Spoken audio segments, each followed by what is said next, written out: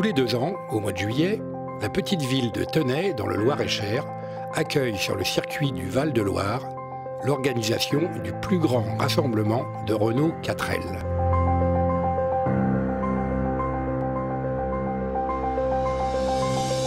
Déjà, pour la première édition en 2009, environ 300 véhicules avaient fait le déplacement. Depuis, la magie opère et cette année, c'est 1 millier de voitures de collection qui sont venues de toute l'Europe.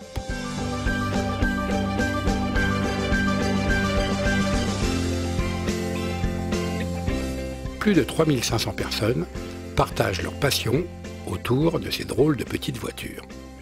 Il y a eu donc la première édition en 2009 et on avait comme perspective les 50 ans de la 4L en 2011.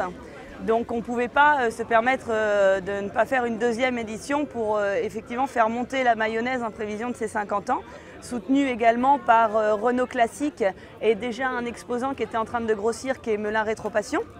Donc voilà, c'était nos 3 partenaires principaux avec 4L Magazine. Et à l'issue de ces 50 ans, par contre, sachant qu'on avait beaucoup d'étrangers, et pour éviter que l'événement s'essouffle, on a pris la décision de le faire tous les 2 ans, de manière à permettre de voir naître de nouveaux projets et de faire venir les gens de l'étranger plus facilement. Là, vous avez une ère d'évolution qui est vraiment propice à tout type d'activité, aussi bien des expositions que des évolutions sur goudron ou en tout-terrain.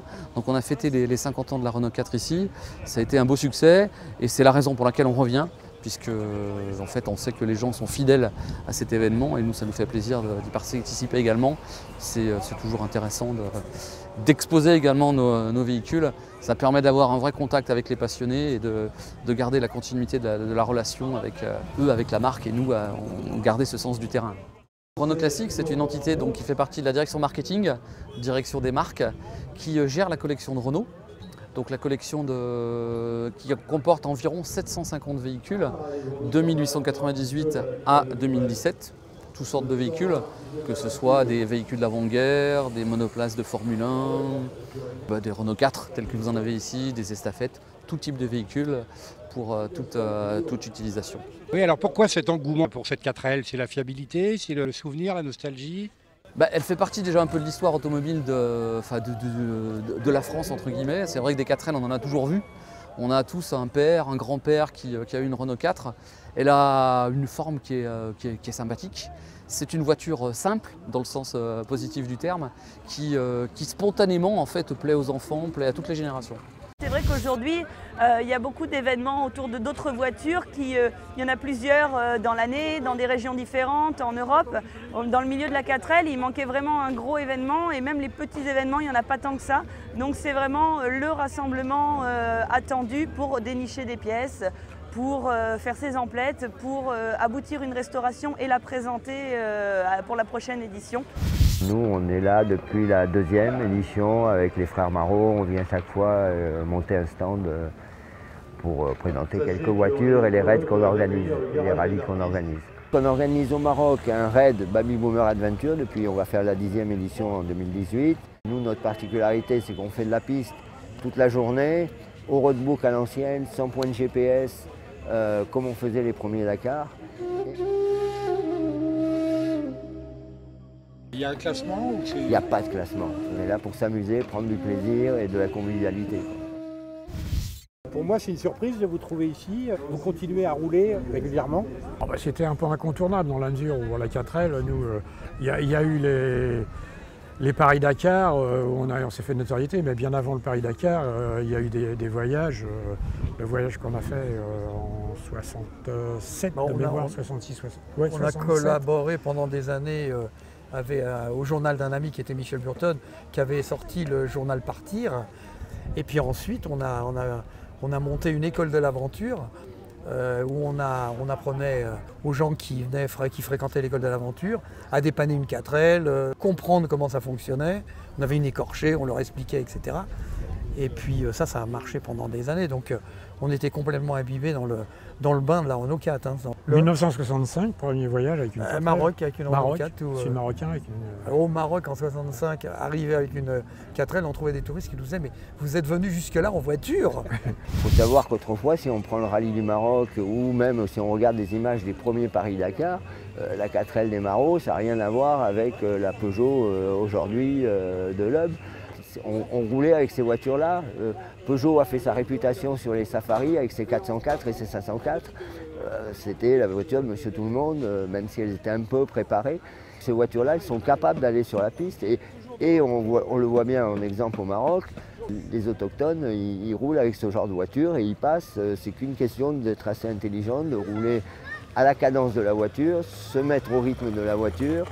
Et là, on peut passer partout. Bon, c'est sûr qu'on passe moins vite qu'avec un 4x4 moderne.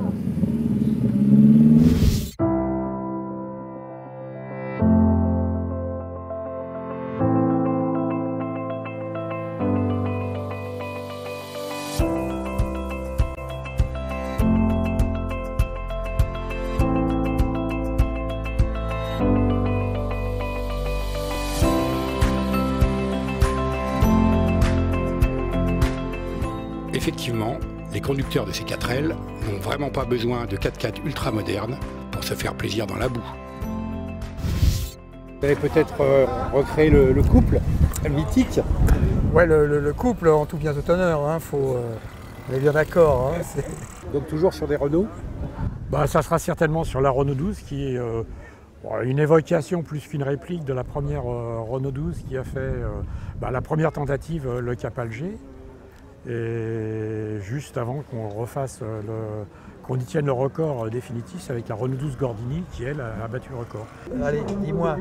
8 jours, 22 heures et 18 minutes. Exact. De mémoire. Quelques minutes près. J'ai une spécialisation sur les 4L en particulier parce que voilà, j'affectionne ce véhicule. J'ai fait plusieurs fois le 4L Trophy, mais effectivement, je fais aussi des restaurations sur des véhicules différents. On fait de la restauration à l'origine. Après, on peut faire des mises à niveau type 4L Trophy ou autre, si on fait un peu de VHC. Et puis après, on peut effectivement faire de la préparation sur mesure, où là, on fait vraiment à la carte. Ça, c'est une voiture qu'on a préparée il y a déjà un peu plus de 3 ans. J'étais censé refaire une 4L plutôt d'origine. Je suis tombé sur un moteur d'R5 Alpine. Et je me suis dit, c'est quand même sympa. Et puis, c'est devenu un peu une réaction en chaîne. Parce que quand on a un moteur d'R5 Alpine, on ne peut pas se permettre de garder les freinages d'origine, on ne peut pas se permettre de garder les trains d'origine. Je me suis dit, pourquoi pas mettre une 4L sur le circuit. Alors, d'un point de vue purement financier, c'est pas rentable, hein, il faut se le dire.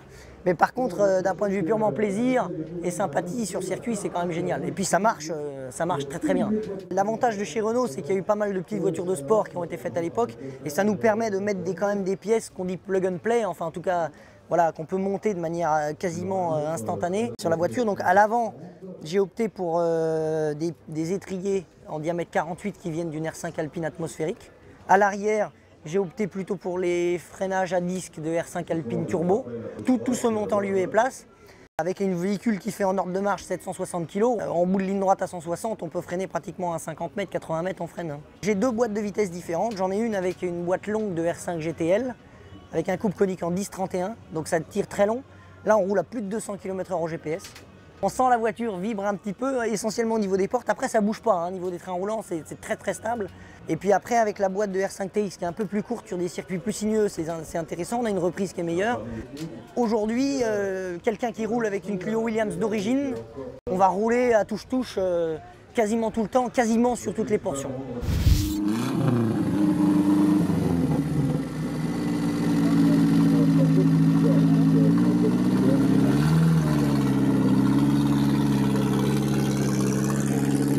On s'aperçoit qu'il n'y a pas simplement que des gens qui sont uniquement qu'amoureux que de la 4L, mais nous avons aussi des gens qui font du off-road, des gens qui sont des purs et durs collectionneurs. Et tout ça, voilà, ça fédère le mouvement montant aujourd'hui sur la 4L.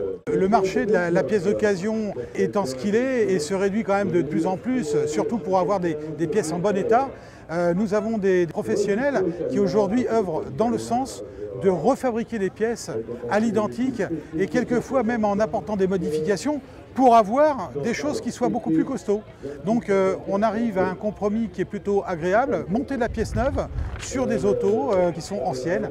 Donc on arrive à des degrés de restauration qui sont plutôt très agréables et surtout avec des coûts qui ne sont pas très élevés. Moulin Rétro-Passion, c'est une histoire d'enfant, c'est-à-dire que moi, mes premiers souvenirs remontent à l'âge de 4-5 ans, quand j'étais assis sur les genoux de mes oncles dans des voitures anciennes, donc à l'époque des Arondes, des 4 chevaux, des vieilles 4L déjà. À 18 ans, j'avais déjà 13 voitures devant chez moi, donc aux grandes dames de mes parents. Puis à l'âge de 32 ans, j'ai décidé de vivre de ma passion, d'ouvrir Moulin Rétro-Passion chez moi, dans un petit garage de 80 mètres carrés, et en 99, on a déménagé dans un autre local de 3000 mètres carrés, aujourd'hui avec une équipe de 14 personnes. Moi, j'ai commencé par restaurer une 4 chevaux, et puis ensuite, très vite, la 4L s'est imposée parce que c'était une voiture de rêve. Dès 2005-2006, j'ai commencé à préparer des 4L. Je suis parti à l'aventure, on ne savait pas où on allait puisque c'était tout à fait nouveau. Découvrir le Maroc, la Tunisie, tous ces pays enchanteurs. Donc le Graal de tout collectionneur de 4L, c'est de trouver la plus belle 4L qui soit. Et moi j'ai eu la chance il y a plusieurs années de trouver une 4L neuve qui a 8000 km, qui est de 1992, donc dans les dernières construites. Donc c'est une vraie passion associée à un métier. C'est un métier passion. Il y a une bascule, il y a des courses de ralenti, il y a des parades, il y a une animation bac à sable qui est animée par Babel Raid et Verali, qui sont des clubs. Il y a une animation tout-terrain qui est animée par des bénévoles de l'équipe. Il y a une animation maniabilité qui est prise en charge par le club de Belgium. Donc c'est vrai qu'aujourd'hui, on recherche des clubs, des gens à fédérer autour de nous pour nous aider dans l'organisation, en tout cas à animer l'événement. Pourquoi 4L? Pourquoi le L? Ça veut dire quelque chose? C'était une référence? Le terme de 4L n'existe pas. Enfin, on parle de Renault 4. Un des premiers modèles de Renault 4 était la Renault 4L, qui signifiait luxe en fait. Et c'est pour ça que comme vous avez réfrigérateur qui est devenu frigidaire, Renault 4 est devenu 4L. C'est un peu la même logique.